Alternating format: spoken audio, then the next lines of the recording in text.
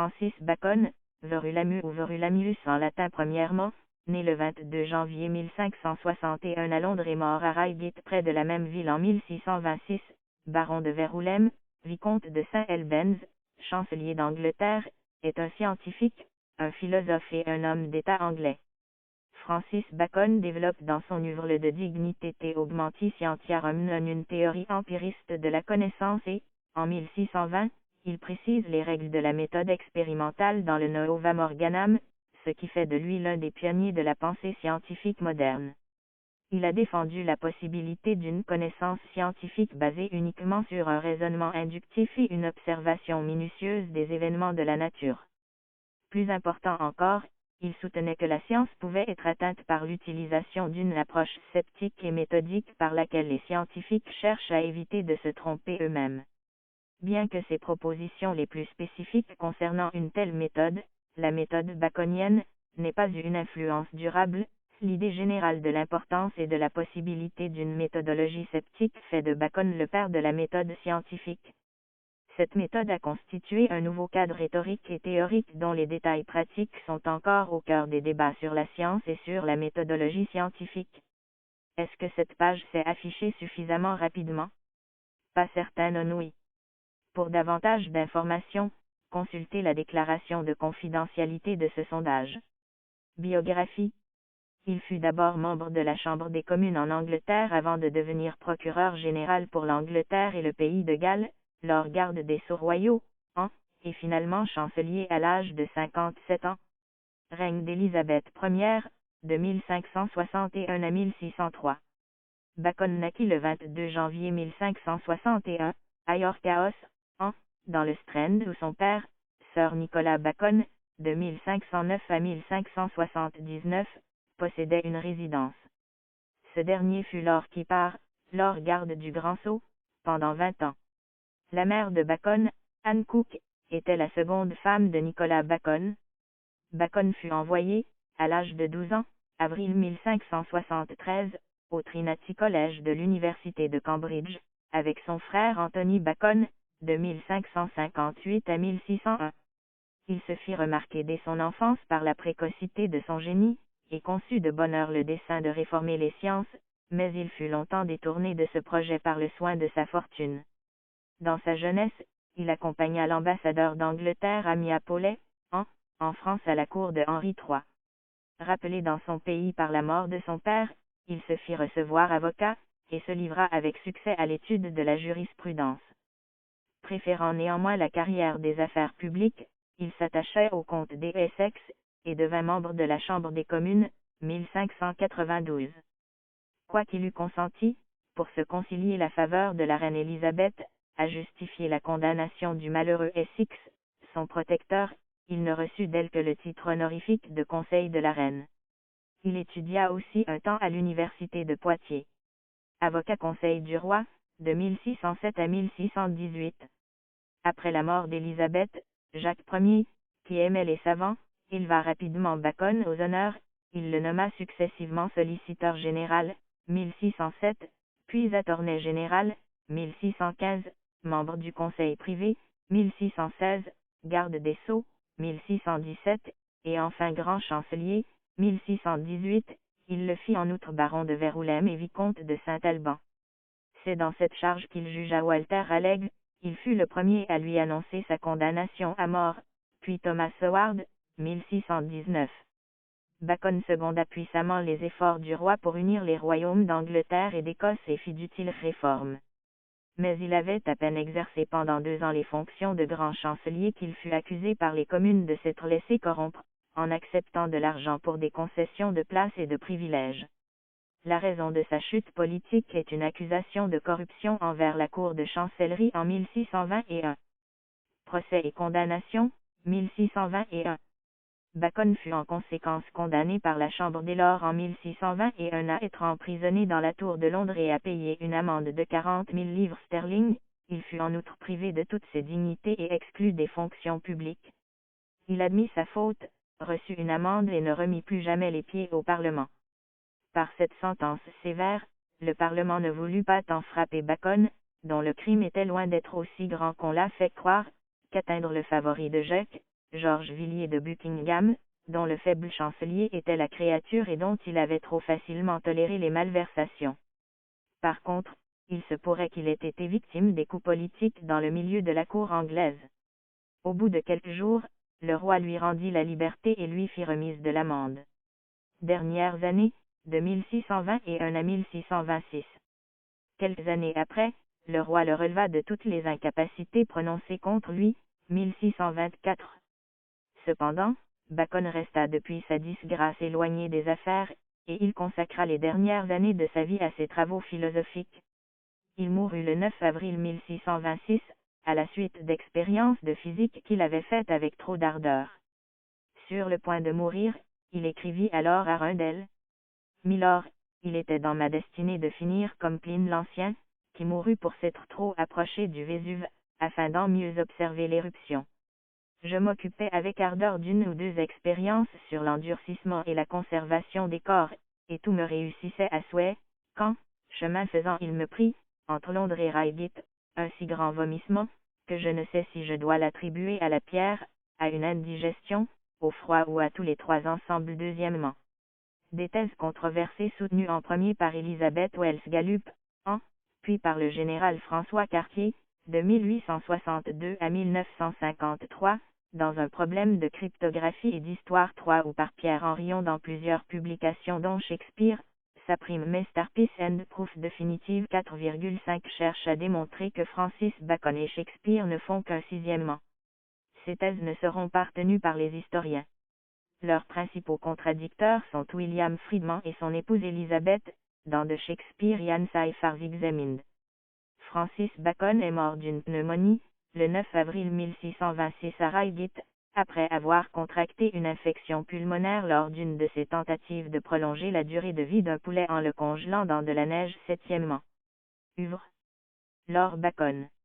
En plus d'avoir fait carrière en droit et en politique, Francis Bacon a contribué à la science, à la philosophie, à l'histoire et à la littérature. Adversaire de la scolastique, il est le père de l'empirisme. Huitièmement. Sa réflexion sur les erreurs des savants le conduit à formuler la célèbre doctrine des idoles de l'esprit, idole du théâtre, idole de la tribu, idole de la caverne et idole du forum. Il écrit dans Nova Morganam que la difficulté que rencontre l'esprit humain dans son effort pour connaître la nature, c'est qu'il tend à projeter sur elle ses propres constructions, qu'il appelle des anticipations. D'après Bacon, donc, l'erreur scientifique vient de ce que l'esprit humain tend spontanément à déformer la réalité, au lieu de la refléter fidèlement. Au XIXe siècle, une thèse baconienne a été introduite, affirmant que Bacon aurait été l'auteur des pièces de théâtre de Shakespeare. Cependant, cette théorie reste contestée. Science et méthode. Article détaillé, Nova Morganam. Francis Bacon est le père de l'empirisme sous sa forme moderne. Kant lui dédia à ce titre sa critique de la raison pure. Il pose le premier les fondements de la science moderne et de ses méthodes. 9,10, 11, qu'il conçoit comme entreprise collective, ce qui le distinguera de la recherche solitaire, référence nécessaire prônée en grande partie par Descartes dans le discours de la méthode fondée sur l'observation des faits naturels, des arts et techniques et la recherche des causes naturelles. Il projeta d'écrire un ouvrage intitulé Instauratio Magna, qui devait comprendre 6 parties. De Augmenti Scientiarum, la revue des sciences. Nova Morganam, la méthode nouvelle. Historia Naturali, le recueil des faits et des observations. Scala Intellectus, l'art d'appliquer la méthode aux faits recueillis. Anticipations Philosophiae Secanda, les résultats provisoires de la méthode. Philosophia Secanda Autoeurut Scientia Activae, les résultats définitifs ou philosophie seconde. De ces 6 parties, 2 seulement ont été exécutées, de Dignité Augmenti Scientiarum et le Nova Morganam, qu'on peut traduire par Nouvel Instrument ou Nouvelle Logique 12, son ouvrage le plus célèbre. Il ne reste sur les autres parties que des ébauches incomplètes. Bacon est considéré comme le père de la philosophie expérimentale. L'idée fondamentale de tous ses travaux est de faire, comme il le dit, une restauration des sciences, et de substituer aux vaines hypothèses et aux subtiles argumentations qui étaient alors en usage dans la scolastique, l'observation et les expériences qui font connaître les faits, puis une induction légitime, qui découvre les lois de la nature et les causes des phénomènes, en se fondant sur le plus grand nombre possible de comparaisons et d'exclusions. Le de dignité augmenti scientiarum, de la dignité et de l'accroissement des savoirs, établit une classification des sciences de son époque et signale leurs lacunes, et le Novum Organum expose une méthode pour guider l'esprit et avancer dans les sciences et dans la connaissance. Dans son étude des faux raisonnements, sa meilleure contribution concerne la doctrine des idoles. Il écrit ainsi dans le Novum Organum, en opposition à Aristote, que la connaissance nous vient sous forme d'objets de la nature, mais que l'on impose nos propres interprétations sur ces objets. D'après Bacon, nos théories scientifiques sont construites en fonction de la façon dont nous voyons les objets, l'être humain est donc biaisé dans sa déclaration d'hypothèse. Pour Bacon, la science véritable est la science des causes. S'opposant à la scolastique réduite à l'interprétation des textes classiques 13, il soutient l'interprétation de la nature, où l'observation directe des faits enrichit le savoir. Il cherche ainsi une voie moyenne entre l'accumulation empirique des faits, sans tentative de les mettre en ordre, et le raisonnement théorique ne procédant qu'à partir de principes et de déductions. Les empiriques, semblables aux fourmis, ne savent qu'amasser et user, les rationalistes, semblables aux araignées, font des toiles qu'ils tirent d'eux-mêmes, le procédé de l'abeille tient le milieu entre ces deux, elle recueille ses matériaux sur les fleurs des jardins et des champs, mais elle les transforme et les distille par une vertu qui lui est propre. C'est l'image du véritable travail de la philosophie, qui ne se fie pas aux seules forces de l'esprit humain et n'y prend même pas son principal appui. C'est pourquoi il y a tout à espérer d'une alliance intime et sacrée de ces deux facultés expérimentales et rationnelles, alliance qui ne s'est pas encore rencontrée. 14. Bacon, à travers la phrase on ne commande la nature qu'en lui obéissant. 15. Natura non nisi parendo vincitur, met en évidence l'affinité entre la connaissance théorique et l'opération technique et pratique. Novum Organum, 1, 124, ce qui lui vaudra, à tort, d'être accusé d'utilitarisme par certains historiens des sciences. La connaissance est un pouvoir car elle permet d'agir sur l'objet étudié de façon à obtenir ce que l'on veut de lui. Il ajoute que la technique et la science sont complémentaires, car la science permet de concevoir des inventions, comme la connaissance de la lumière permet de fabriquer des microscopes, et qu'elle permet une mise en ordre des faits observés, mais que la technique permet d'explorer les faits, un microscope servant ainsi à de nouvelles découvertes. On lui doit également plusieurs concepts d'ordre médicinaux et moraux, comme le concept d'euthanasie. Il écrit dans un passage de The Advancement of Learning, en 16, de Euthanasia Exterior.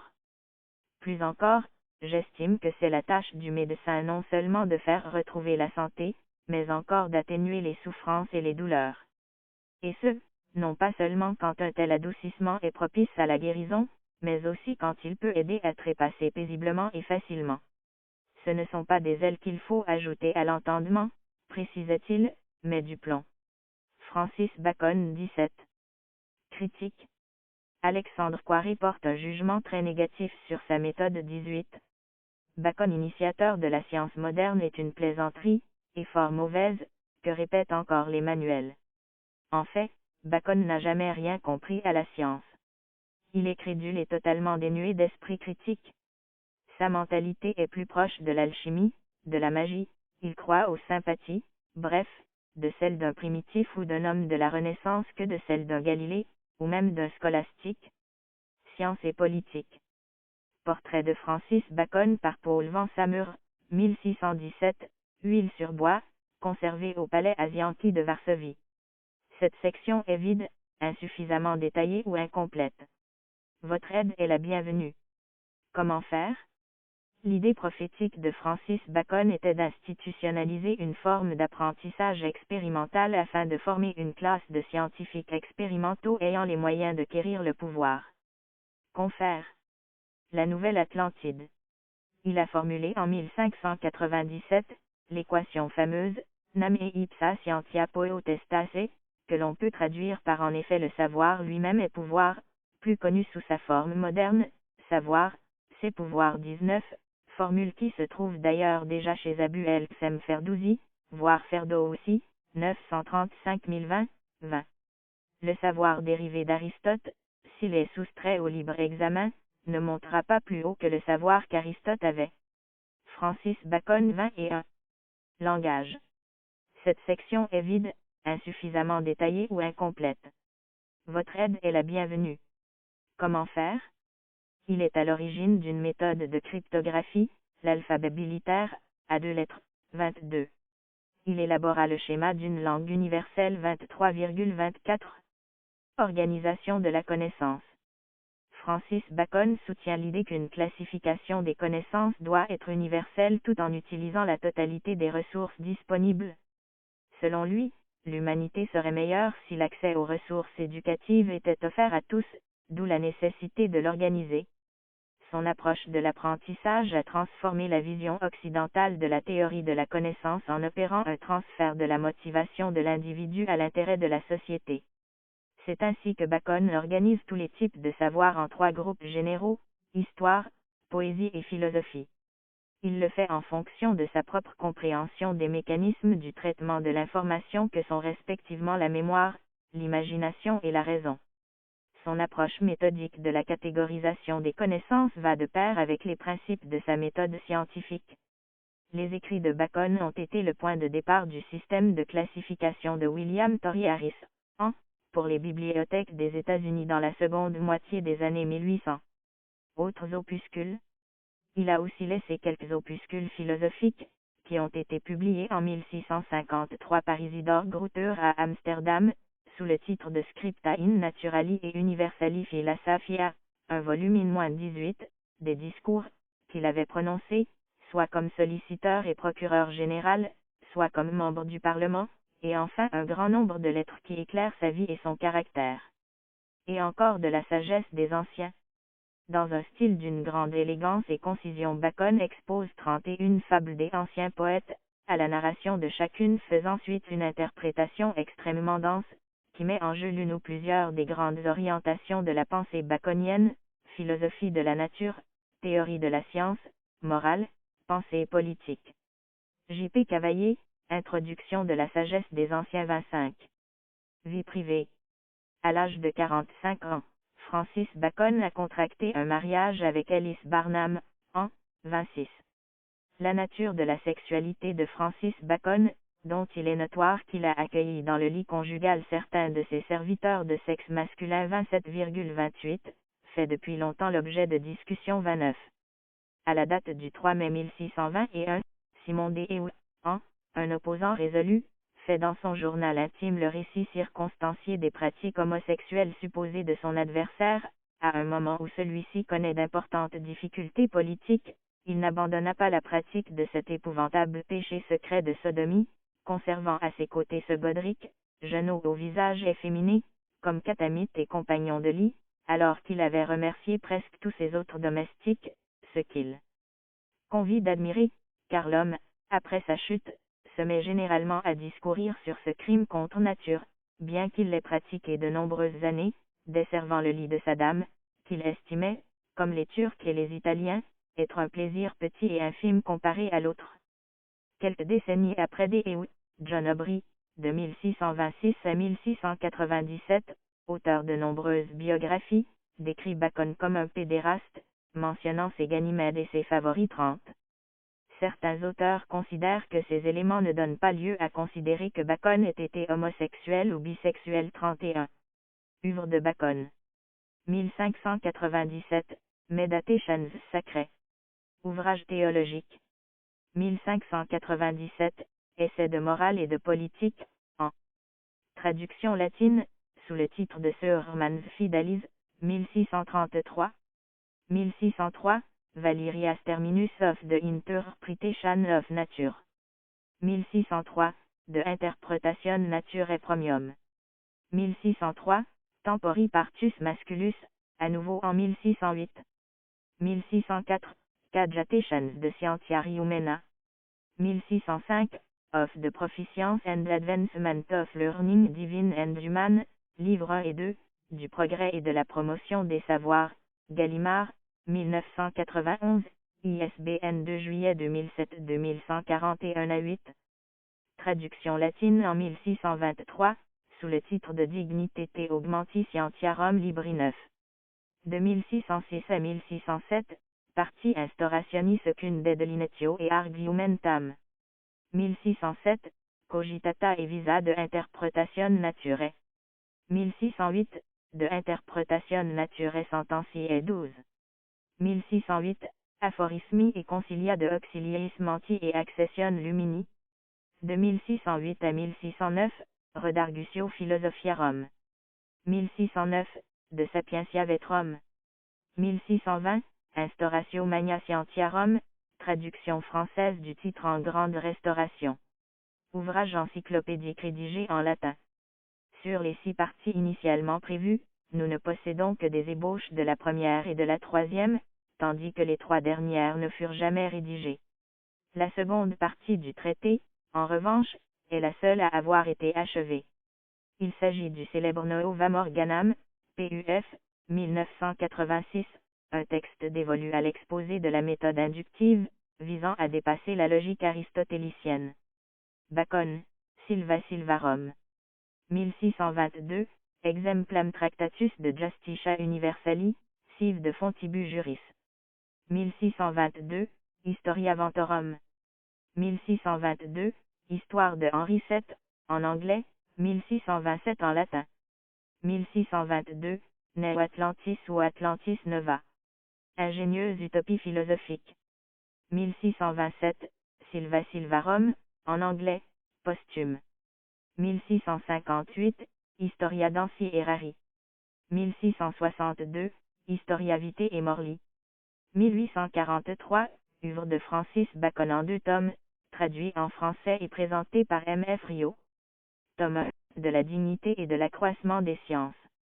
Tome 2, Nouvel Organam. Essai de morale et de politique. De la sagesse des anciens. Paris, Charpentier. 1945, Essai, Bruxelles, édition La Boétie. 1995, La Nouvelle Atlantide, Paris, Flammarion, ISBN 2 août 2007 0770 A1. 2002, Sur le prolongement de la vie et les moyens de mourir, Paris, Rivage. 2008, œuvre complète, Paris, L'Harmattan.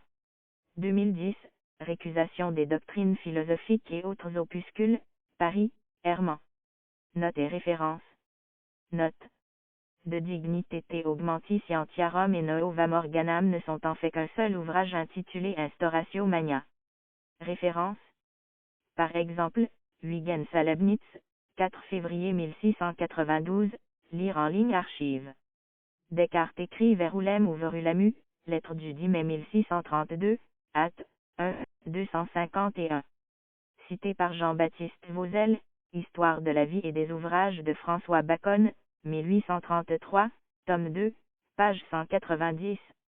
Un problème de cryptographie et d'histoire, Mercure de France, Paris, 1938, 4e édition. Shakespeare, sa prime Masterpiece and Proof Definitive, 1964, chez l'auteur. William Shakespeare Archive, sur infomystère.com, 20 janvier 2010, consulté le 29 mars 2016. 1 Archive. Thiel, Peter. Et Blake, Masters, traduction de l'anglais par JFLGUADJ, de 0 à 1, Comment construire le futur, Paris, J.C. Lattès, DL 2016, Cap. 2016, 276 pages.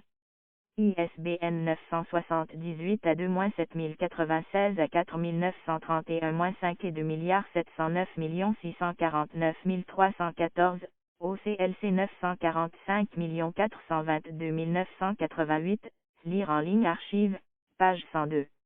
Roger Caratini, Initiation à la philosophie, 2500 ans de philosophie occidentale, Paris, édition Archipoche, 2012, 718 pages.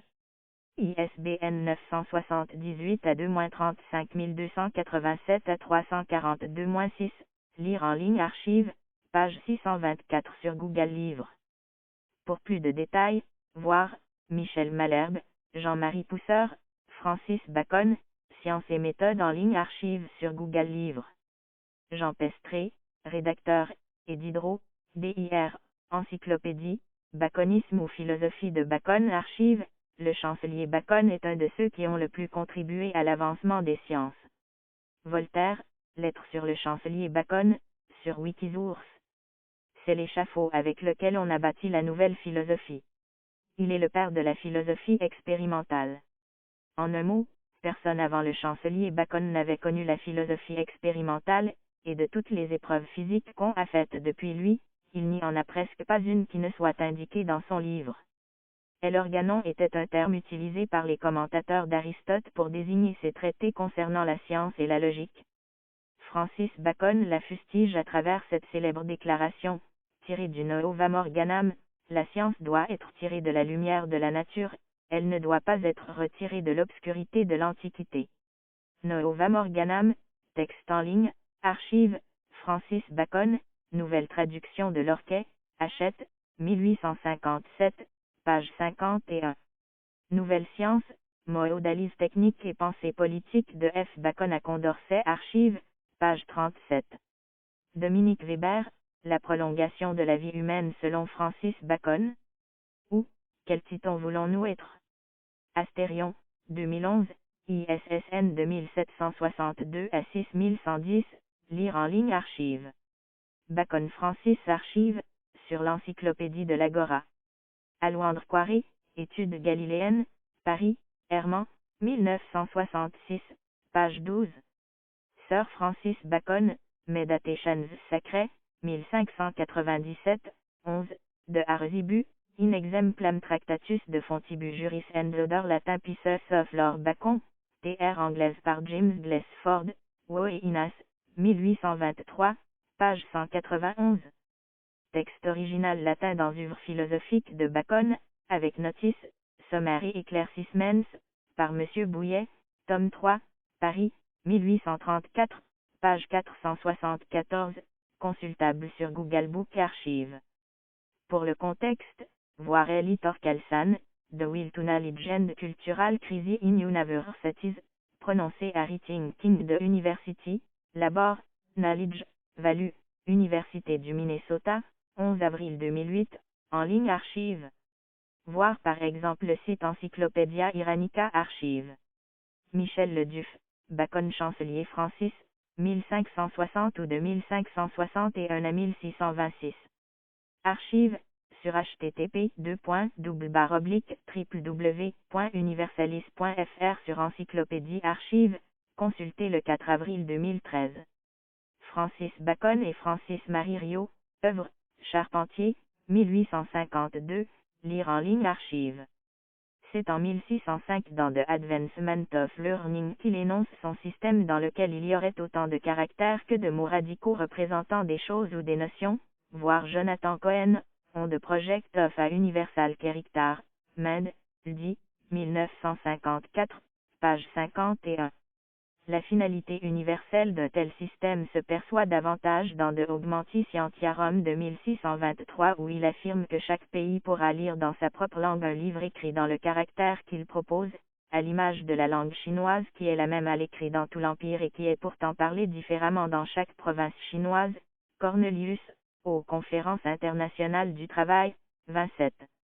Francis Bacon et Joseph Davy, Advancement of Learning. Edited by Joseph Davy, New York PF.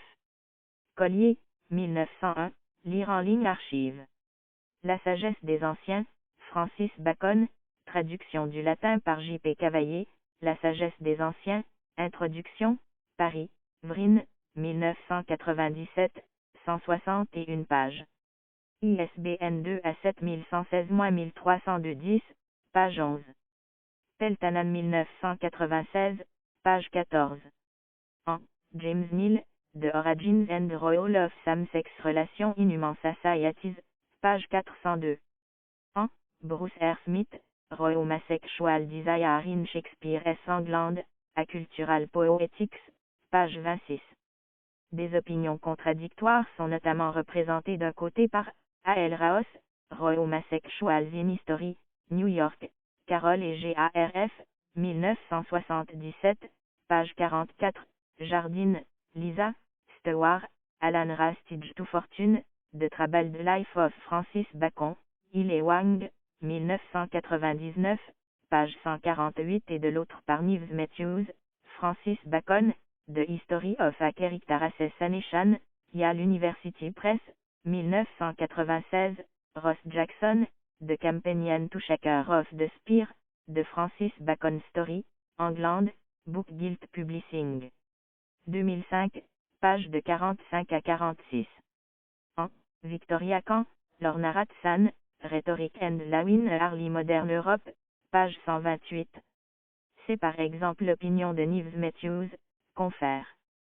Francis Bacon, The History of a Character Assassination, Yale University Press, 1996.